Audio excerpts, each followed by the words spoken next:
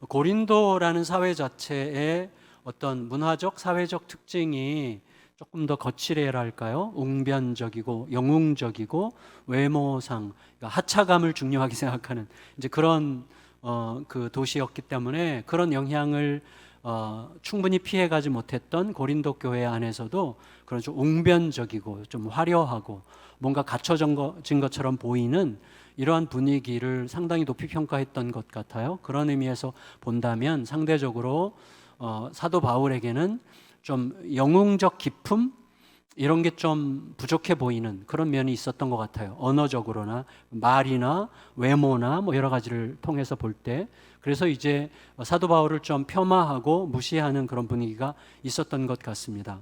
그런데 그들이 꼭 알아야만 될 것이 있었어요. 이게 뭐냐면 때로 아주 비상한 지혜자는 가장 중요한 물건을 가장 허접한 곳에 보관함으로써 하찮아 보이는 그 그릇으로 인해서 가장 귀한 것이 보호되는 그런 경우도 있잖아요. 굉장히 중요한 문서일수록 평범한 봉투에 담아서 보내는 이런 게 있죠. 아주 비범한 지혜자들에게 가끔 그런 일이 있는데 황금을 휴지통에 보관한다고 할까요? 그런 식으로 바울은 오늘 이야기하기를 하나님의 비밀이 거기에 있다고 이야기하는 거예요. 그래서 보배를 보통 보배함에 보관을 해야죠. 그런데 보배를 질그릇에 보관하기로 결정하셨다는 거죠. 질그릇은 우리들을 얘기하는데 보배를 질그릇에 담으시고 그리고 예수님의 그 부활의 생명을 예수님의 죽음에 책임이 있는 죽어가는 자에게 담으시죠. 그래서 우리들이죠. 예수님의 부활의 생명을 예수 죽음에 책임이 있는 죽어가는 우리에게 담으시고 그리고 보배의 영광을 창조자의 영광을 피조물의 환란 속에 담으시는 이게 하나님의 역설적인 비밀이라고 이야기하는데 그래서 오늘 이 세 가지를 묵상하려고 합니다. 그래서 보배를 담은 질그릇, 그다음에 생명을 담은 죽음, 그리고 영광을 담은 환란 이 세 가지로 간략하게 묵상해 보도록 하겠습니다. 첫째, 보배를 담은 질그릇. 이 표현, 보배를 담은 질그릇이라는 표현에 담겨 있는 하나님의 의도가 뭐냐를 바울은 이렇게 설명하는데 7절입니다. 7절 같이 읽겠습니다. 시작. 우리가 이 보배를 질그릇에 가졌으니 우리에게 있지 아니함을 알게 하려 함이라. 한마디로 보배를 보배함에 담지 않고 보배를 질그릇에 담아서 격을 떨어뜨리는 것 같이 이렇게 느껴지게 하는 이런 방식으로 하나님이 선택하신 의도는 하나님만 의지하게 하고 그리고 하나님께만 주목하도록 하시기 위해서다. 그게 우리가 살 길이니까. 하나님만 의지하고 하나님을 주목하는 게 우리가 살 길이죠. 그래서 하나님께서 그 길을 선택하셨다고 이야기하는 건데 이런 식으로 우리가 이해하면 좋을 것 같아요. 보배를 담은 질그릇이라는 이 표현 안에서 우리들은 일단 맞아, 내가 보배를 담았지만 결국 나는 질그릇일 뿐이야 라는 의식을 잃지 않아야 되는 거죠. 제가 지난번에 말씀드렸죠. 하나님이 옳다고 인정하고 하나님이 옳다고 말하는 내가 옳다고 생각하면 안 되는 거죠. 나는 하나님이 옳다는 것을 말할 수 있지만 내가 하나님이 옳다고 말함으로써 나도 옳다고 생각하는 건 착각이죠. 우리는 언제든지 틀릴 수 있죠. 그러니까 내가 보배를 담았지만 결국은 나는 질그릇에 불과하다는 의식을 잊지 않아야 되는 거죠. 두 번째로 나는 질그릇에 불과해요. 그러나 나의 가치는 내가 질그릇이라는 데 있지 않고 내 안에 보배가 담겼다는 것에서 나의 가치를 찾을 수 있다는 게 너무나 중요하고 세 번째로 예수님은 보배 그 자체이시지만 보배이신 예수님이 질그릇 되어 우리를 얻으셨죠. 그러므로써 우리들도 질그릇이 될 때 비로소 누군가를 예수님께로 인도할 수가 있는 거죠. 예수님이 질그릇으로 오셨기 때문에 우리를 얻었어요. 보배이신 예수님이 질그릇으로 오셨기 때문이죠. 마찬가지로 우리가 질그릇으로 연약한 자로 존재할 때 누군가를 예수님께로 인도할 수 있어요. 여러분 생각해 보면요, 삐까번쩍한 화려함으로 초대받은 사람은 예수 그리스도께로 가지 않고 삐까번쩍한 화려함을 얻으려고 가는 거예요. 예수님께로 가기가 어려워요. 우리의 연약함 중에 빛나시는 그리스도를 만나려면 우리의 질그릇을 통해서 누군가가 예수님을 만나도록 초대받아야만 하는 것이죠. 그러니까 우리들의 약함이 사람들을 보배로 초대하는 초대장이 되는 셈입니다. 그러니까 우리 속에 은연중에 박혀있는 이 땅의 질서에 길들여져서 우리 안에 은연중에 박혀있는 좀 더 강해야 되고 좀 더 화려해야 되고 좀 더 삐까번쩍해야만 비로소 우리가 담은 보배에도 더 가치 있게 느끼게 만들 수 있을 것 같은 우리들의 생각은 사실 욕망에 불과한 것이죠. 좀 더 버젓해야, 좀 더 뭔가 화려해야, 좀 더 뭔가 갖춘 듯이 보여야, 좀 더 뭔가 좀 대단해 보여야만 비로소 우리가 전하는 예수님도 귀해질 것처럼 생각하는 것은 엄청난 오산이고 욕망에 불과해요. 사실은 내가 더 잘 되고 싶어서 그렇게 말하는 것뿐이지 실제로는 하나님은 질그릇에 보배를 담기를 기뻐하셨다는 것을 기억해야만 하는 것입니다. 여러분, 우리들이 꼭 기억해야 되는 게 있는데, 그래서 화려하고 삐까번쩍해야 보배를 빛나게 할 수 있을 것처럼 생각하기 때문에 어떤 오해가 생기죠? 어떤 사람의 고난, 어떤 사람의 실패, 어떤 사람의 아픔을 마치 징계처럼 좀 좌절한 것처럼 생각한단 말이죠. 아니거든요. 어쩌면 어떤 사람의 환난과 고통이 그가 예수 그리스도 더 잘 따르는 증거일 수도 있어요. 예수님의 제자들 보세요. 사도들 보세요. 그의 삐까번쩍함과 화려한 삶으로 예수님의 보배이신 예수님을 더 빛나게 할 수 있었다면 그렇게 살면 안 되죠. 그런 길을 가면 안 되는 거 아니겠습니까? 근데 지금까지 예수 그리스도가 빛나는 모든 현장에는 인간의 연약함에 대한 솔직한 자기 인정이 있을 수밖에 없었단 말이죠. 그리고 그런 과정들을 통해서 예를 들어서 여러분 우리가 뻔히 알잖아요. 제가 저의 대단함을, 저의 화려함을, 제가 얼마나 괜찮은 사람인지를 계속 여러분에게 시위한다고 여러분에게 무슨 도움이 되겠어요? 아무 도움이 안 돼요. 제가 얼마나 찌질한지, 제가 얼마나 부족한지, 그럼에도 불구하고 예수님이 얼마나 놀라운 은혜의 보배인지를 깨달을 때 여러분들이 그리스도를 만나게 되는 거예요. 왜 그렇게 많은 사람들이, 여러분 전 세계에서 가장 위대한, 역사상 가장 위대한 설교자를 한 명만 꼽아라. 그럼 굉장히 많은 분들이 찰스 스펄전을 꼽거든요. 스펄전 혹은 스펄전이죠. 그분을 꼽아요. 근데 그분에게 사람들이 그렇게 많이 이끌린 이유가 뭡니까?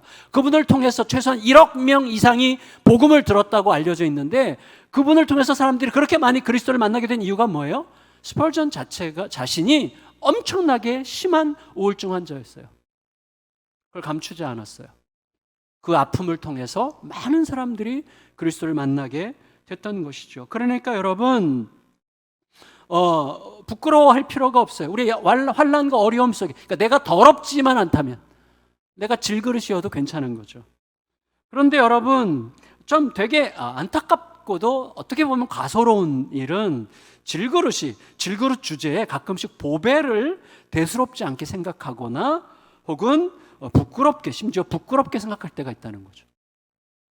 네, 그걸 우리가 좀 생각해야 되는데, 우리가 알잖아요. 아가가 태어났어요. 아가가 태어나면 그 자체로 보배예요. 아가는. 그렇죠? 아가는 태어난 자체로 보배죠. 얘가 이제 조금 지나가면 이제 장난꾸러기가 되고, 조금 더 지나가면 말썽꾸러기가 되고, 조금 더 지나가면 천덕꾸러기가 되고, 좀 더 지나가면 왼수가 돼요. 근데 얘가 이제 나중에 정신 차려서 효자 노릇을 하면 또다시 보배가 돼요. 근데 여러분, 이 아이가 태어나서 지금까지 보배가 아니었던 적이 있습니까? 없죠. 이 아이는 항상 보배였어요.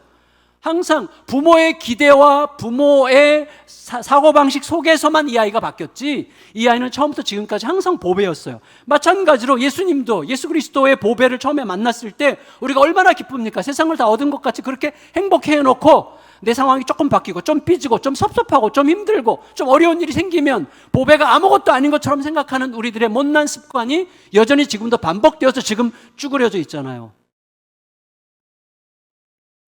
지금 보배가 내 안에서 전혀 의미가 없는 것처럼 느끼면서 이놈의 인생을 도대체 어떻게 한단 말인가 이렇게 생각하고 한탄, 물론 이해하죠. 이해하지만 우리가 그 보배를 아무것도 아닌 것처럼 생각하는 이상한 습관, 결국은 보배는 여전히 보배였지만 내가 문제인 거예요. 항상 내가 문제인 거죠. 그래서 그 보배가 아무것도 아니었다는 듯이 멀리하는 습관을 우리가 반복한다는 것입니다. 하지만 우리가 알아요. 어떤 계기를 통해서, 이제 제 이야기인데, 어떤 계기를 통해서 우리 아이가 교회를 안 다녀도 심지어 정말 좀 밥맛 없게 굴어도 이 아이는 여전히 보배구나 하는 사실을 어느 날 깨닫고, 맞아, 그래, 깨닫지만 여전히 보배가 아닌 것처럼 확신해. 보배가 아니야 여전히. 그렇지만 보배가 아닌 것처럼 내 감정과 내 모든 마음은 보배가 아닌 게 분명하지만 보배라는 하나님의 선언을 믿고 이를 갈면서 이 아이가 보배임을 인정하는 방식으로 계속 복음을 따르려고 몸부림하다 보면 어느새 우리 아이 때문에 빛나게 되는 순간을 맞이하게 되고, 요즘에 제가 그 기쁨을 위험하지만 살짝 누리고 있습니다. 마찬가지예요. 여러분, 우리들의 상황이 어떻든지 간에 복음 자체가 보배라는 것을 알아서 늘 새롭게 발견하려고 하고, 내가 이 귀한 보배를 왜 아무것도 아닌 듯 이렇게 대수롭지 않게 생각하는 이상한 습관에 빠졌을까를 생각하면서 그 빛을, 복음의 빛을 따라서 살기 위해서 몸부림하는 질그릇은 절대로 깨지거나 무너지지 않고 오히려 시간이 갈수록 빛나게 되어 있습니다. 명심해야 되는 것이죠. 여러분, 아까도 말씀드렸지만 상식대로라면 보배를 질그릇에 담을 수가 없어요. 불가능한 이야기예요. 그런데 우리들의 보배는 질그릇에 담기기를 전혀 주저하지 않습니다. 질그릇이 어떤 수준이냐에 하등 영향을 받지 않기 때문이에요. 질그릇이 어떤 수준이냐에 전혀 영향을 받지 않을 만큼 존귀하기 때문에 보배가 질그릇에 담기는 게 전혀 문제가 되지 않는 것이죠. 오히려 질그릇의 격을 높여주죠. 보배의 영광은 질그릇이 깨끗하기만 하다면 그 질그릇의 수준과 질그릇의 질에 전혀 영향을 받지 않습니다. 동시에 보배의 영광으로 인해서 질그릇으로 하여금 함부로 살 수 없게 하죠. 그게 질그릇에 담긴 보배의 비밀이죠. 7절을 다시 읽을까요? 7절 시작. 우리가 이 보배를 질그릇에 가졌으니 이는 심히 큰 능력은 하나님께 있고 우리에게 있지 아니함을 알게 하려 함이라. 자, 두 번째, 그러면 생명을 담은 죽음이라고 하는 소주제를 한번 생각해 보겠는데요. 10절 11절 읽겠습니다. 10절 11절 시작.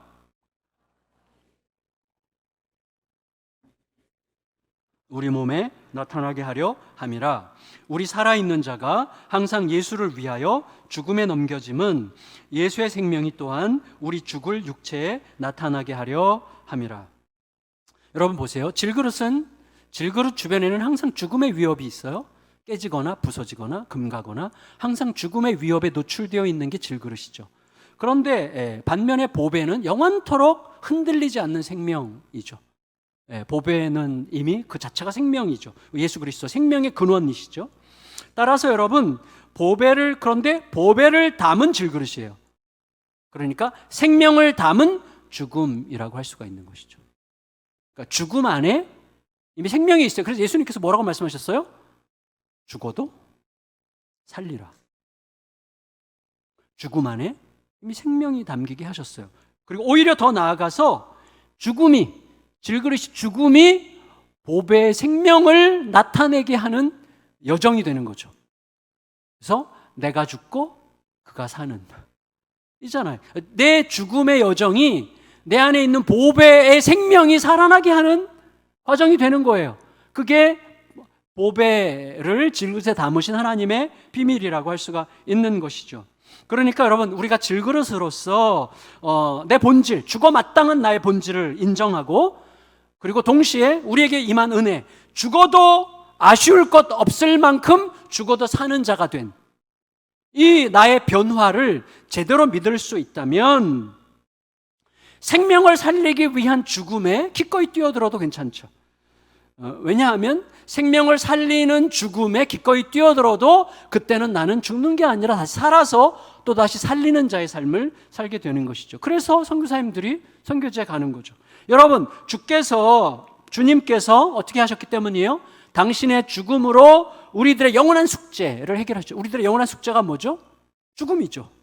그러니까 당신의 죽음으로써 우리의 영원한 숙제인 죽음을 죽이셨죠. 그리고 당신의 부활로써 우리의 영원한 두려움이 뭐예요? 죽음 저편이죠. 그래서 죽는 게 그렇게 무서운 거예요, 사람들이. 죽음 저편을 몰라. 그러니까 우리의 영원한 두려움은 죽음 저편인데 예수님은 당신의 부활로 우리의 영원한 두려움인 죽음 저편을 소망으로 바꾸셨죠. 그것이 우리 안에 확실할수록 죽음은 우리에게 대단한 사건이 아니게 되는 것이죠. 이 매우 사실적인 은혜 때문에 우리들은 죽음을 겁내지 않게 되는 것입니다. 제 목양실에 두 분, 제 인생의 스승, 제 인생의 큰 축을 두 번 바꾼 두 분의 스승 사진이 있어요. 보고 싶은 분들은 500원씩 내고 들어오시면 되는데, 근데 제가 여러분 그 사진을 볼 때마다 여전히 조금은 슬퍼요.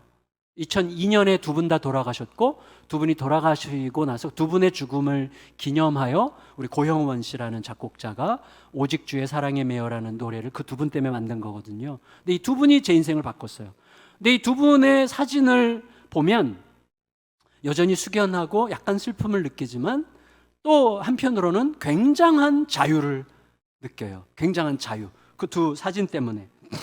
그래서 이런 대단한 분들, 정말 나로서는 절대로 따라갈 수 없는 이런 대단한 인격과 실력과 그리고 모든 삶의 향기를 간직했던 이런 분들이 자신들의 모든 성취와 명성을 전부 다 뒤에 내려놓고 고요히 그리고 겸손히 자기 길을 갖고 세상을 떠나셨는데, 나 같은 게 뭐라고 미련을 둘까 하는 생각이 주는 자유를 확 느끼는 거죠.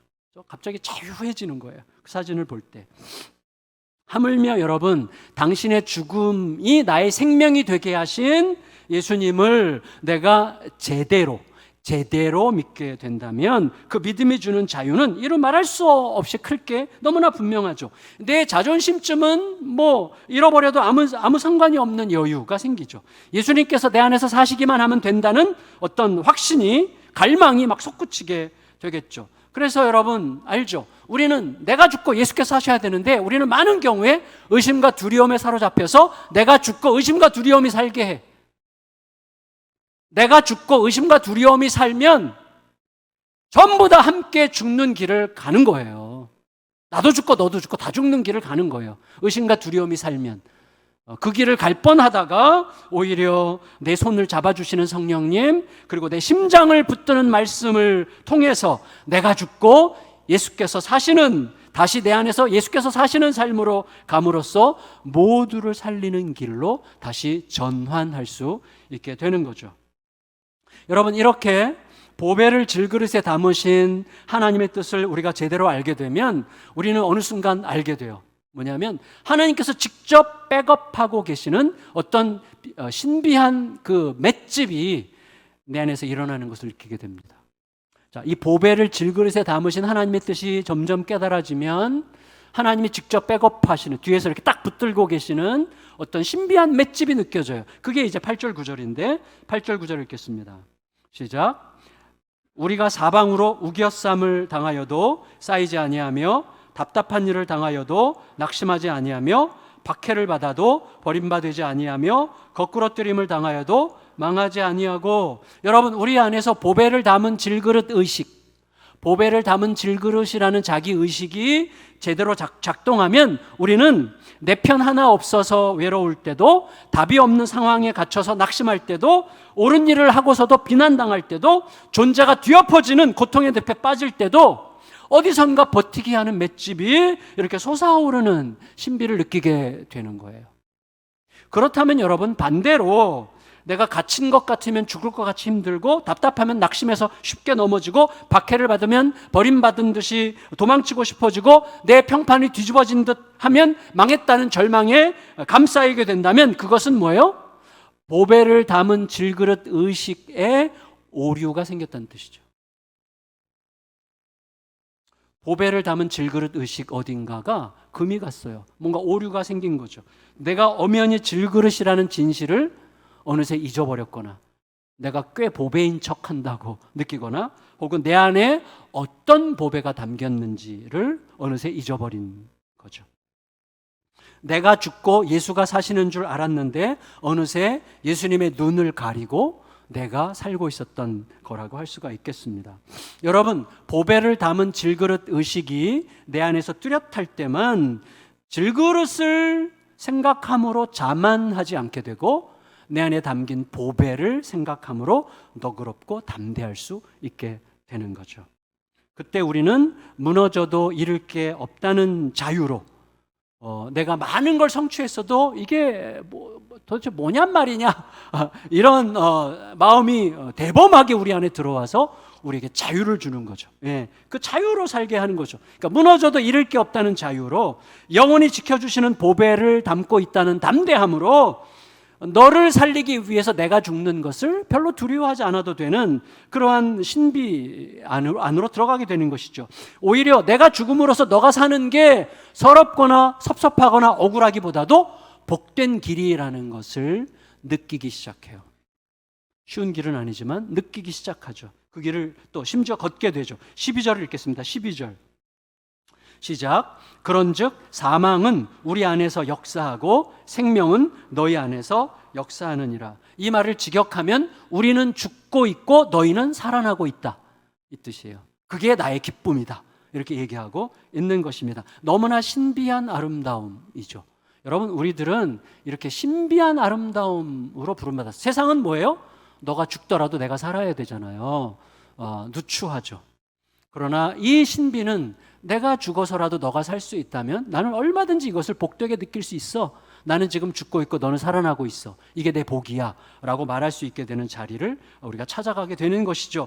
바울이 따르고 있는 이 길은 바로 예수님께서 이미 가셨던 그 길이고, 바울은 믿음으로 내가 그 길을 걷다 보니 그 길이 진짜라는 사실을 알게 되었다고 지금 우리들에게 고백하고 있는 거죠. 그것을 13절에서 이렇게 얘기하는 거예요. 13절 읽겠습니다. 시작. 기록된 바 내가 믿었으므로 말하였다 한 것 같이 우리가 같은 믿음의 마음을 가졌으니 우리도 믿었으므로 또한 말하노라. 여러분, 이거는 바울이 시편 116편 10절을 인용하고 있는 거예요. 시편 116편 10절은 믿음으로 내가 말한다, 이제 이런 뜻인데, 무슨 말이냐면 시편 116편의 전체 내용이 죽을 것 같은, 죽음 같은 칠흑같이 어두운 고난 속에 헤매고 있을 때 하나님께서 결국 믿음으로 이기게 하셨기 때문에 그 하나님을 난 노래할 수밖에 없다라고 고백하는 내용인데, 바울이 그것을 인용함으로써 내가 지금 그 길을 걷고 있는 거다라고 그들에게 고백하고 있는 거예요. 그래서 우리를 보배를 담은 질그릇으로 삼으신 하나님의 뜻을 우리가 제대로 헤아릴 수 있게 된다면 모든 상황에서 이길 수 있다는 것을 믿게 됐다는 거예요. 그리고 그 믿음이 내 안에서 실제로 확정됐다고 우리들에게 고백하고 있는 것입니다. 따라서 내가 믿음에 관해서 말하는 게 아니라 믿음이 나로 하여금 말할 수밖에 없게 한다는 것입니다. 그래서 보배를 담은 질그릇 의식이 내 안에서 제대로 작동할 때 그 믿음이 우리로 하여금 그렇게 살 수 있게 하고, 그리고 살아간 이후에 그렇게 살았다고 말하게 한다는 것입니다. 그 믿음은 죽어도 다시 산다는 확신의 빛을 가지고 있죠. 지금 계속 죽음에 담긴 생명이잖아요. 그러니까 이 믿음은 내가 죽어도 다시 살아난다는 확신의 빛으로 뭘 비춰요? 죽음의 두려움, 죽음이라는 장막의 그 두려움 아래에서 번성하는 곰팡이들을 죽여요. 여러분, 죽음이라는 권세, 죽음의 권세에 대한 두려움이라는 장막 아래에서, 이 습한 죽음의 장막 아래에서 곰팡이가 자라죠. 어떤 곰팡이죠? 의심, 상한 마음, 두려움, 섭섭함, 불안, 미움, 분노, 편견으로 가득한 어떤 우리들의 분노, 이런 것들이죠. 그런 것들을 우리 안에서 보배를 담은 질그릇에 대한 믿음의 빛이 그 어두움을 쬐서 이 모든 곰팡이들을 걷어낸다는 것이죠. 그리고 우리를 어떻게 해요? 이제 다시 사랑과 신뢰로 살게 하죠. 그러니까 사랑과 신뢰로 끝까지 기다릴 줄 아는 사람으로 우리를 바꿔주죠. 그리고 감사의 은혜로 마음 다해 노래할 줄 아는 자로 우리를 변화시킵니다. 그래서 이런 거죠. 내가 진짜 아무리 생각해도 나는 그럴 인간이 아닌데, 저도 제 청소년 시절을 늘 떠올리거든요. 청년 시절을 떠올리면 내가 어떻게 이렇게 60년을 어떻게 이렇게 살고 지금 내가 목사로 이렇게 살지, 진짜 너무너무 신기한 거 있어요. 너무 신기해. 여러분이 저의 청소년 길을 아셨다면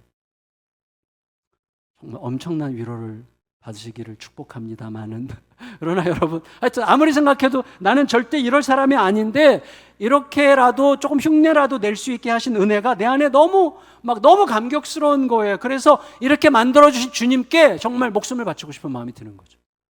주님께 충성해도 하나도 아깝지 않은 이런 마음이 내 안에 들어오는 것이죠. 그게 곧 뭐예요? 주님의 주님 되심을 드러내고 싶은, 주님의 영광을 나타내고 싶은 열망이 내 안에 막 솟아오르는 거죠. 그게 14절 15절인데 읽겠습니다. 14절 15절 시작. 주 예수를 다시 살리신 이가 예수와 함께 우리도 다시 살리사 너희와 함께 그 앞에 서게 하실 줄을 아노라. 이는 모든 것이 너희를 위함이니 많은 사람의 감사로 말미암아 은혜가 더하여 넘쳐서 하나님께 영광을 돌리게 하려 함이라. 여러분, 제가 몇 곳에서 제자반이나 몇 곳에서 고백을 했었는데 설교 시간에도 고백했는지는 모르겠어요. 제는 지금도 사실은 사방에서 이제 김인중 목사님 제 이제 스승이신데 김인중 목사님에 대해서 좋은 얘기도 듣고 별로 안 좋은 얘기도 들어요. 솔직히 목사님 이거 들으시면 좀 많이 생각해 주세요. 안 좋은 얘기도 들어요. 그런데 저는 요만큼도 안 흔들려요. 저 여전히 그분을 사랑하고, 그리고 나는 죽을 때까지 이분 애가 내게 할 도리를 다할 거야, 이런 마음이 들어요. 어떤 한 계기를 통해서예요.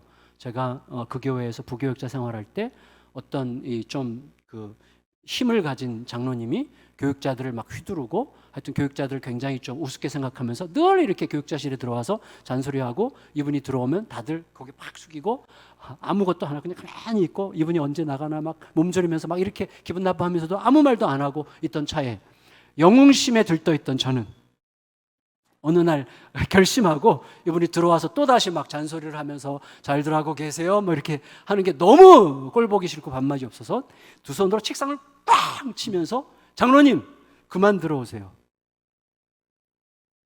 그러니까 뭐해? 그래서 서로 멱살잡이하기 직전까지 막 해서 저는 그날 사표를 쓴 거예요, 마음속에.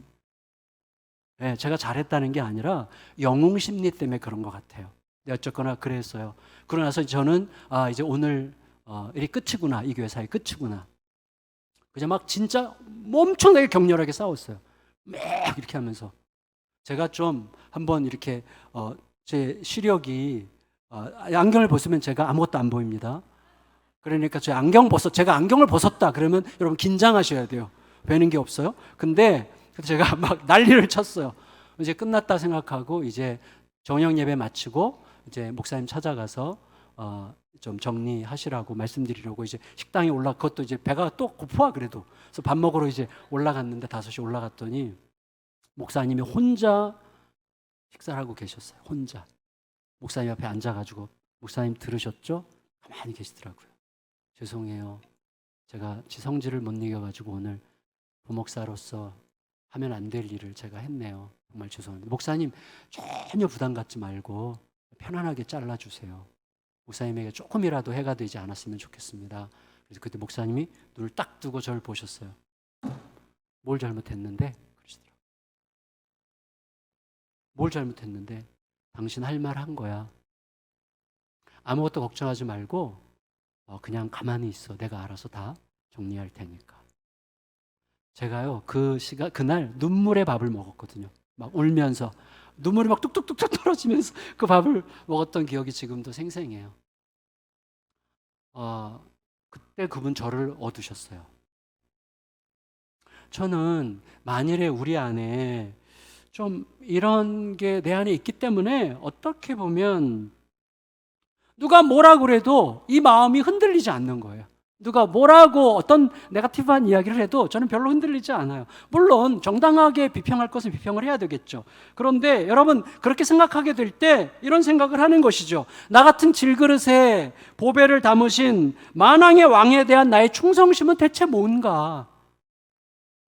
의심을 해야 되는 거예요. 내가 굶을 때 손님으로 찾아와서 채워주시고 내가 좌절로 무너질 때 함께한다는 이 한마디 말씀으로 너 끝나를 일으키시고 내가 내 자신에 대한 존재감을 숭배하는 오류에 빠져서 우울증으로 헤맬 때 나를 찾아와서 나의 진실을 깨우쳐 주심으로 나로 하여금 다시 살게 하신 그 나의 왕을 나는 도대체 어떻게 생각하고 그분과 관계를 맺고 있을까를 생각하게 되는 것이죠. 여러분 더 나아가서 이거죠. 나로 하여금 다시 시작할 수 있게 하시는 그 주님을 생각하면서 주님 편에 서서 사람들로 하여금 나의 주님이 오르시다는 사실을 그들로 하여금 인정할 수밖에 없게 하는, 인정하도록 하는 일에 섬기는 것보다도 더 영광스럽고 만족스러운 일이 나에게 있을까? 를 생각하게 되는 거예요. 영원토록 그것보다 만족한 일이 있을까를 생각하게 되는 것이죠.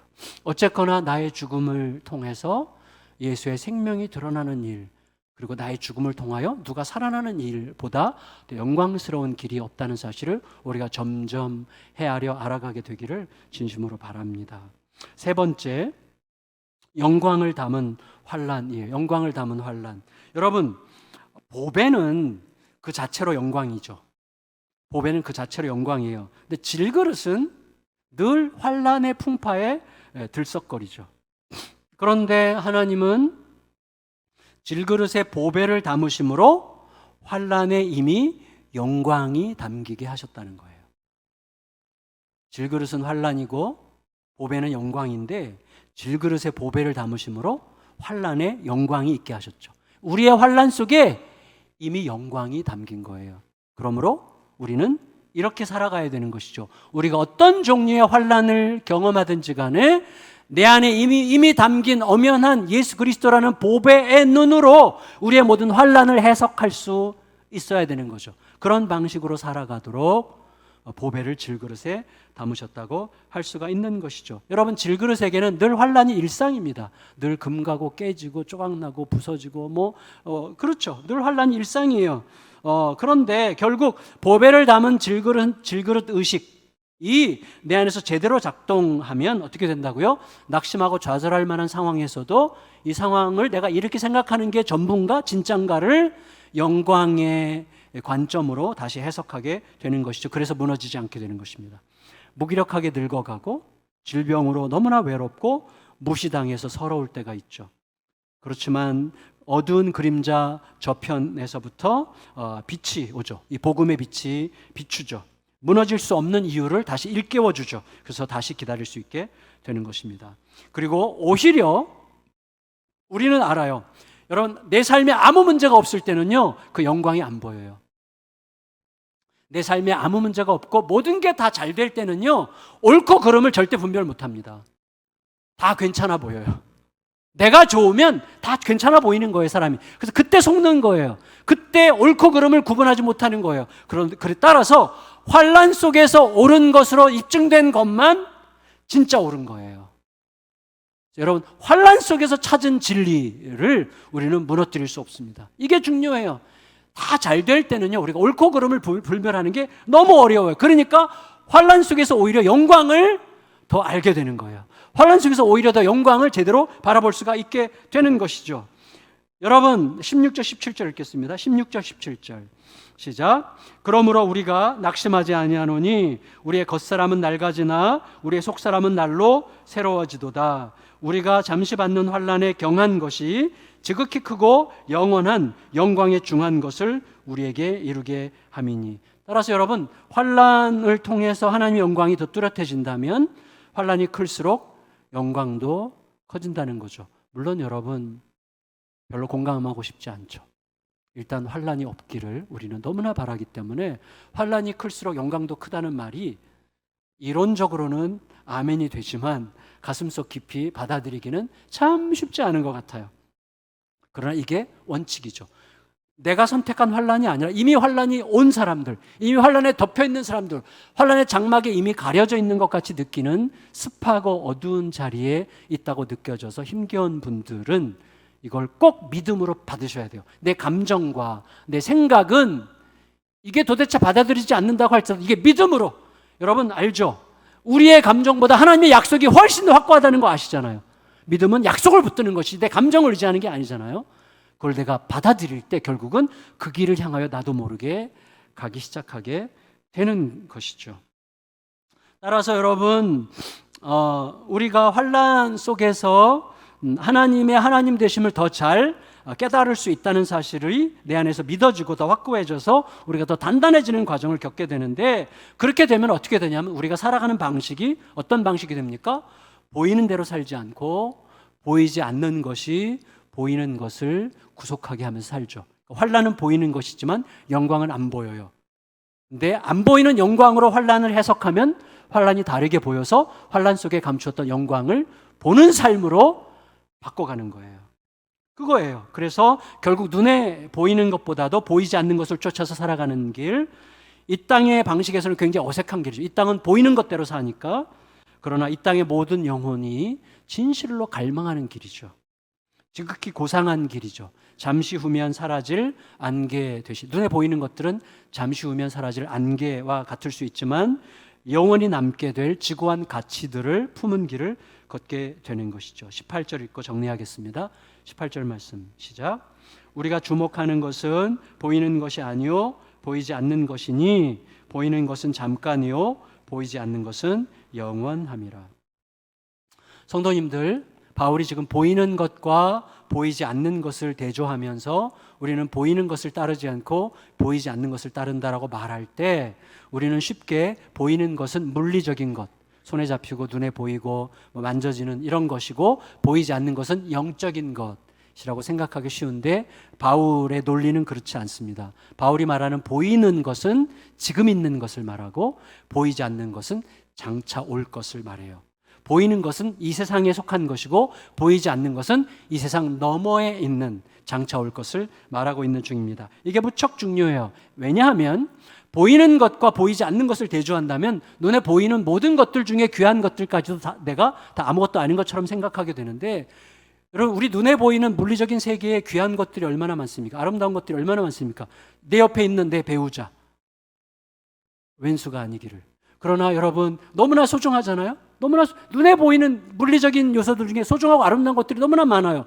아시잖아요? 부활하신 예수님을 생각하면, 부활하신 예수님은 이 땅에 속한 모든 물리적인 것들이 아무것도 아니라고 생각하지 않게 하신 몸이었죠. 드셨죠. 함께 식탁교제를 나누셨죠. 눈에 보이는 몸으로, 못자국과 창자국이 있는 몸으로 승천하셨어요.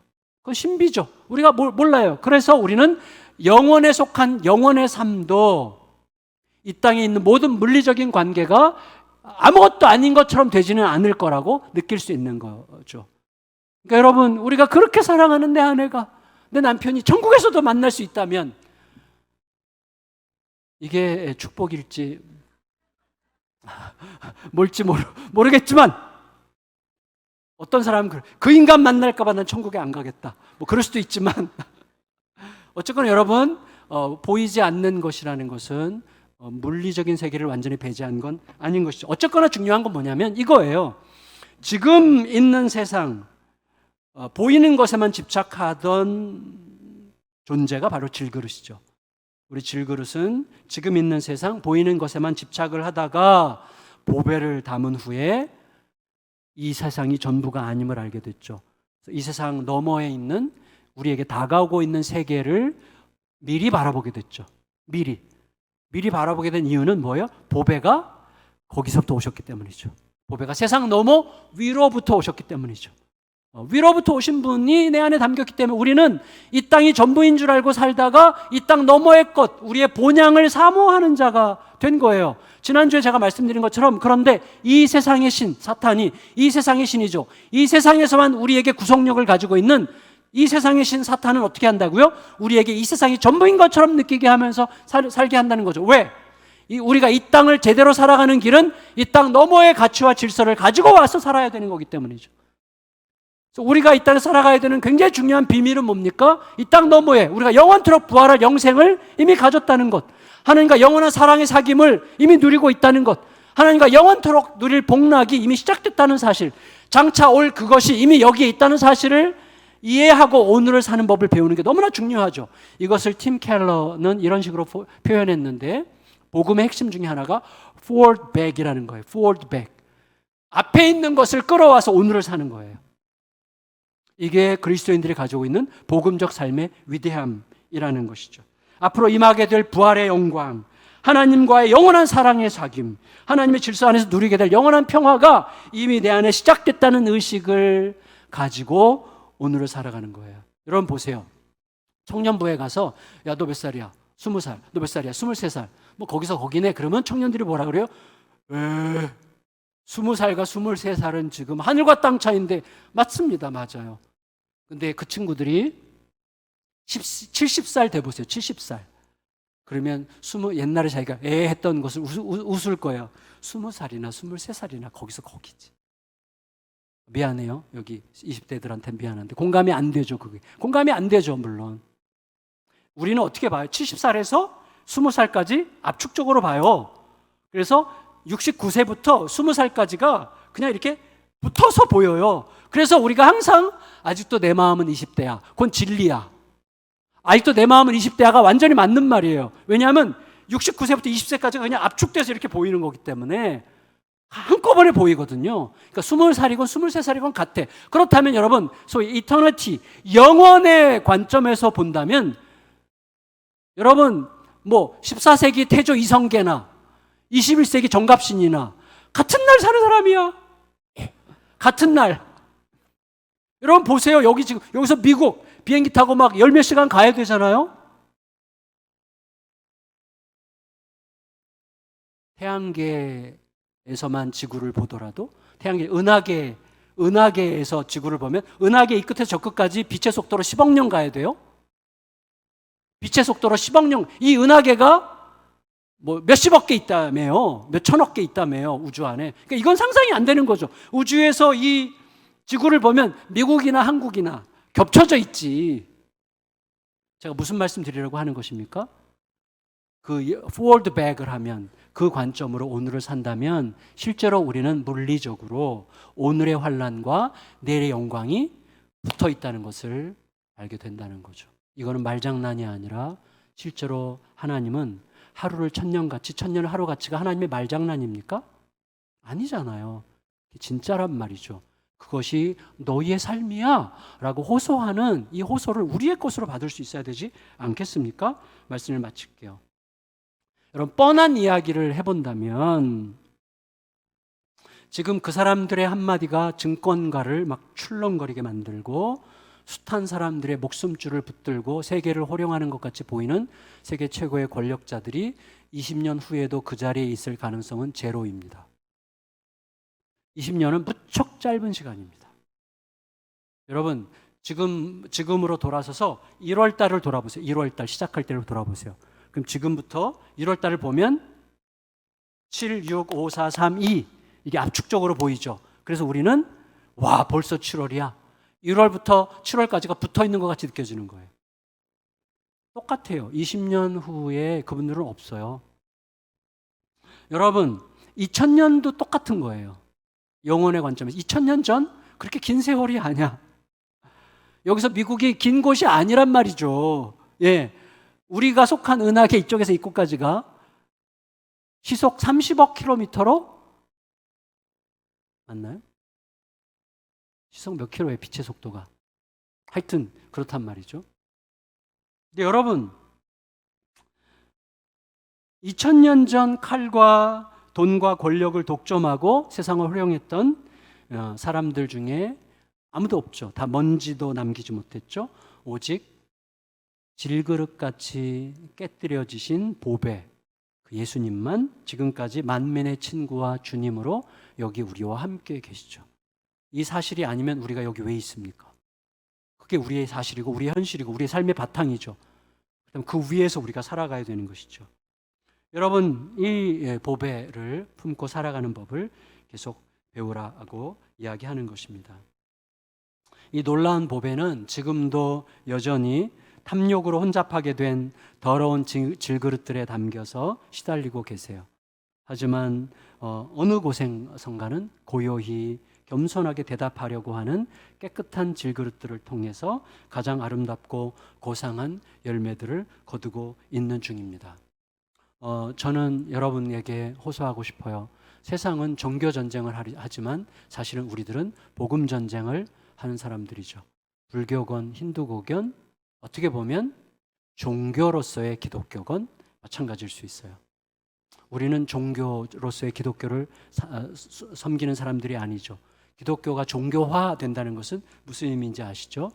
하나님의 그 일방적인 은혜에 대한 감격으로 사는 게 아니라 하나님을 사용해서 내 만족을 챙기려고 하는 거죠. 기독교의 종교화죠. 거기는 논리가 다 똑같아요. 논리가 다 똑같아요. 뭔가를 이용해서 결국은 내가 주인 노릇하려고 하는 거죠. 우리는 그 길을 걷는 자들이 아닙니다. 우리는 우리를 위해서 하나님이 목숨 걸고 이루신 위대한 그 사랑, 위대한 은혜, 그 은혜와 사랑의 무게에 대한 감동으로 거기에 대답하는 삶을 영광스럽게 살아가는 중이라고 할 수가 있겠습니다. 이 땅 존재하는 모든 사람들에게 필요한 것은 어떤 특정 종교가 아니에요. 그건 종교로서의 기독교도 마찬가지예요. 사람들이 갈망하는 것은 딱 하나, 만물의 왕이신 하나님께서 생명을 걸고 피조물들에게 주신 복음, 우리 주 예수 그리스도와 그가 행하신 그의 사건, 그의 십자가의 죽음과 부활의 영광이 이미 우리 현실이 되었다는 사실 위에서 살아가는 영광을 우리에게 주시려고 하시는 것이죠. 그게 우리에게 중요하죠. 주님은 오늘 우리와 함께 모든 사람들의 시공간 속에서 만물을 새롭게 하시는 복음을 살고 전하는 빛된 자를 기다리고 계시고, 빛된 자가 누구예요? 내가 보배를 담은 질그릇이고, 내가 영광을 담은 환란이고, 내가 생명을 담은 죽음의 길을 걷는 자라는 사실을, 보배를 담은 질그릇이라는 자기 인식 속에 깨달아가는 자가 빛된 자이죠. 그 은혜 속에서 어느 순간 내 안에서 자유가 샘솟고 우리 가족들이 함께 빛 가운데 살아나는 거룩한 영광을 보는 저 여러분들이 다 되시기를 예수님의 이름으로 축원합니다.